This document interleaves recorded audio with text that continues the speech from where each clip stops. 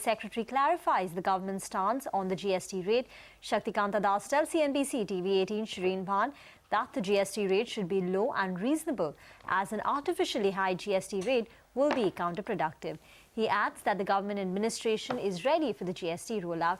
They're only awaiting the Parliament nod. Let's hear out an excerpt. The government very strongly believes that the rate should be low, the rate should be reasonable, because if you have a reasonable rate, then only you have success out of GST. In fact, the whole idea behind having GST is that you avoid tax on tax. An effort of the government would be to keep the rate reasonable in a manner that, it is acceptable to the public. Now, it will not be anybody's intention, whether it is a central government or the state governments, to keep a artificially high rate. And with regard to the the panel of the CEA, that is work in progress. The report of that panel is expected very shortly, and I would expect the rate to be very reasonable. When you say very reasonable, now what would be a reasonable rate? Obviously, I will not be able to say.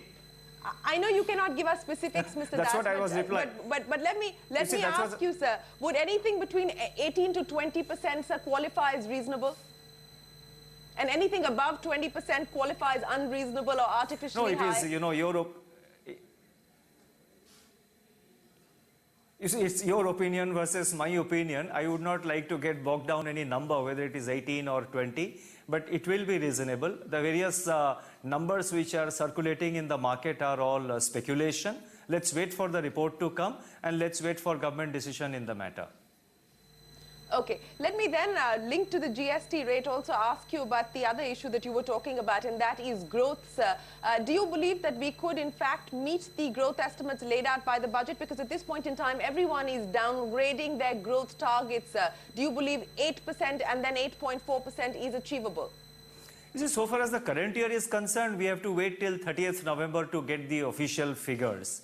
Then we will be able to see what is the likely growth in the current year. But at this point of time, the growth numbers for the current year which have been given, they have not been revised. So therefore, it's around 7.5 or so that remains. So far as the next year is concerned, once we get the actual numbers in around 30th November, then we will start working on what is the likely growth projection for next year. So at this point of time, I would not like to make mention of a specific number, but yes, our effort, government's effort, is to have a policy of investment-led growth, to mobilize as much investment as possible into infrastructure sector, into manufacturing sector, into other sectors. So it has a lot of investment has to come in, and based on that, it's our endeavor to move towards 18% and then cross 18%. So the effort will be that. But let's wait for the official numbers to come in, and then we will work out the details. And in any case, these are things which will come as a part of